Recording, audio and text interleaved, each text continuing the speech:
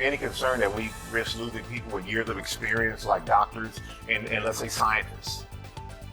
Well, most doctors who work in actual hospitals and medical institutions have to show up to the office. We know that employees are more productive and more efficient when they are working in an in-office environment, and that's what this administration expects, and I think that's what American taxpayers expect. Don't forget, it's the American people who are funding this government, and they deserve people who are actually showing up to work on their... It's for people who have gone against him in the past. It doesn't line up. It doesn't correlate with other people who have supported him as people who've gone against him. So why would that not be considered kind of discrimination toward those? No, I would reject that. I think that President Trump has the right to make these decisions. And again, he doesn't think that taxpayers should be funding security for bureaucrats and for others who have served in our government for the rest of their lives. And again, many of the people you're citing are very wealthy individuals. You'd think Michael Straw would have learned to pick his battles by now, especially after getting clowned in the past. But nope. And this time, Karoline Leavitt absolutely dismantled him on live TV. With the administration's offer to buy with a mass buyout to federal employees out there, how many do you hope will take it, and by what percentage does the president want to downsize the federal workforce? Well, good morning, Michael. It's great to see you. Thanks for having me on the program. This is another promise made and kept by President Trump.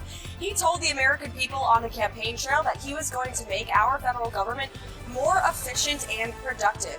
And it is a fact that only 6% of the federal workforce here in Washington, D.C. actually shows up to the office. That is completely unacceptable. Middle-class Americans, our teachers, our nurses, our law enforcement officers who keep this economy working show up to the office every single day, and President Trump expects that federal employees do the same. So his order, as presented in that memo last night, directs federal agencies to come up with a return to work policy for their agencies. And if federal bureaucrats in this city don't like that, well, guess what? They can resign from their positions, and this administration is offering them 8 months of pay. They will be paid through September just to simply resign from their positions. If 5 to 10% of the federal workforce resigns, it will save taxpayers tens of billions of dollars. And so, look, we want people to return to work. We have beautiful federal office buildings here in Washington, D.C. that American taxpayers are paying for. They should be used. No sugarcoating here. Straw stumbled yet again, asking another painfully clueless question. Karoline didn't flinch. She hit him with brutal honesty, reminding everyone why he should have stayed in his lane the first time. The White House putting a freeze on federal assistance program. The federal judges put the freeze temporarily on hold, saying the government itself doesn't have the full scope of the programs that are going to be impacted. So what's your response to that? Well, as I addressed in my first press briefing yesterday, this is a temporary pause on federal assistance and grants so that the Office of Management and Budget here in the Executive Office of the President can review all federal assistance that is going out the door. Again, President Trump promised the American people he would be a good steward of their tax dollars. And what we cannot do is fund programs that run contrary to the executive orders and actions that this president has already taken. So there will be no more federal funding for DEI programs. There will be no more federal funding for the Green New Deal, which is an order from the previous administration that President Trump has rescinded. It would make no sense for American taxpayers to pay for policies that this administration is no longer implementing. So that's all this is, a temporary pause on federal assistance and grants so we can conduct a review of all of the money that's going out the door. And as I repeatedly stated yesterday, individual assistance such as Medicare payments, Social Security benefits, welfare, food stamps, and Medicaid assistance will not be impacted by this federal pause. So the American people should not worry. If they're receiving individual assistance from the federal government, He kept dragging in random side issues like a kid throwing a tantrum, desperate and off track. But Leavitt wasn't having it. She brought cold, hard facts and steamrolled every excuse he had. The case system was disrupted across the country yesterday. Online portals, they went down in response to this freeze action. So should that not have happened?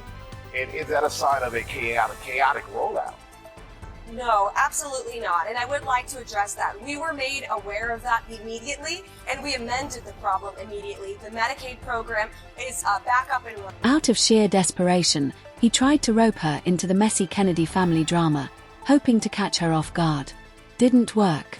She shut him down before he even finished the setup. Health and Human Services had his confirmation hearing this morning where his cousin Karoline Kennedy, she's speaking out against him, calling him, quote, unqualified with dangerous and willfully misinformed views on vaccines, and that he is a predator. And what's your response to that? I would reject those comments fiercely. RFK Jr. is widely respected. He's a great man who has dedicated his life to public service and to research. He is pro-science, and he is committed to making this country healthy again. He campaigned alongside President Trump, and they spoke that motto to tens of millions of Americans across the country who clearly believed in it.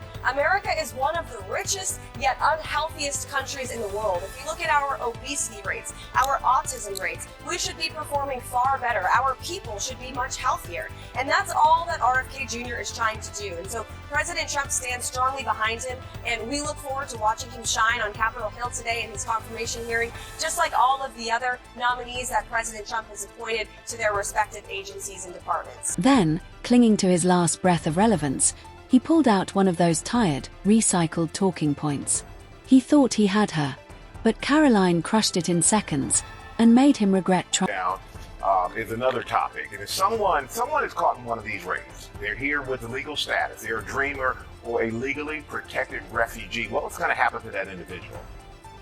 Well, we will deport individuals based on the laws of this country. That's all this administration is trying to do, enforce our nation's immigration laws. So if an individual is here illegally, if that means they crossed our southern border illegally, or they are overstaying their visa illegally, or they've been deported before and returned to the U.S. illegally, which we found in many instances, they will be subject to deportation. If someone is here legally, they will of course not be deported. That is not the intention of that weak attempt to smear Trump. She flipped it on him like a pro. And just when you thought it couldn't get worse for Straw, wait until you hear the laughable excuse he clings to next. Yesterday, the Secretary of Defense announced that General Mark Milley's security details being removed, his security clearance suspended, and the Pentagon will be looking into whether his military rank should be reduced. Is this in retaliation for General Milley speaking out against the president?